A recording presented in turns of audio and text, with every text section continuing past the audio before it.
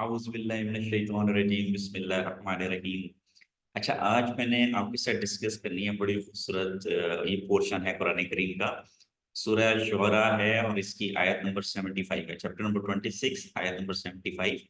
یہ حضرت ابراہیم علیہ السلام نے اپنی قوم سے باتیں کی تھیں، بڑی خوبصورت ہے۔ میں اس کی تلاوت کر کے آپ کے ساتھ شیئر کرتا ہوں تو آپ کو انشاءاللہ بڑا سکون آئے گا۔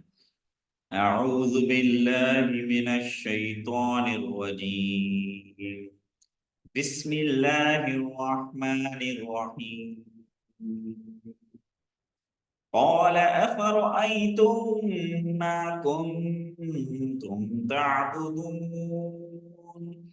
انتم وآباؤكم الأقدمون فإنهم عدو لي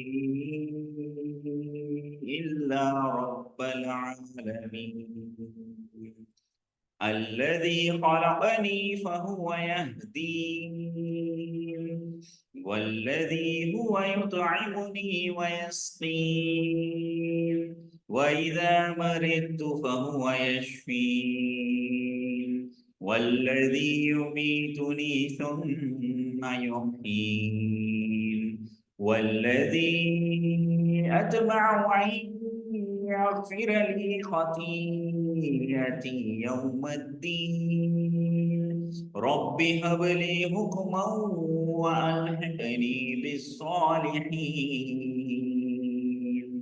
واجعل لي لسان صدق في الآخرين واجعلني من ورثة جنة النعيم۔ صدق اللہ علیہ وسلم۔ ابراہیم علیہ السلام نے فرمایا کہ جن کو تم اور تمہارے آباء و اجداد پوجتے ہیں میرا ان سے کوئی تعلق نہیں ہے۔ فَإِنَّهُمْ عَدُوٌّ لِّي إِلَّا رَبُّ الْعَالَمِينَ، اللہ پاک کے سوا یہ سب میرے دشمن ہیں۔ اور میرا اللہ کون ہے؟ الذی خلقنی فہو یہدین، میرا اللہ وہ ہے جس نے مجھے پیدا کیا، مجھے حیات ہدایت دی۔ والذی هو یطعمنی ویسقین، مجھے کھانے کو دیا، مجھے پینے کو دیا۔ وَإِذَا مَرِضْتُ فَهُوَ يَشْفِينِ، اور جب میں بیمار ہوتا ہوں مجھے شفا دیتا ہے۔ والذی یمیتنی ثم یحیین، جو مجھے مارے گا، مارنے کے بعد پھر زندہ کرے گا۔ والذی اطمع ان یغفر لی خطیئتی یوم الدین، جس سے میں امید لگاتا ہوں کہ انشاءاللہ آخرت میں میری خطائیں معاف کر دے گا۔ ربی حب لی حکما والحقنی بالصالحین، اے اللہ مجھے حکم اور علم عطا فرما، اے اللہ مجھے حکم اور علم عطا فرما۔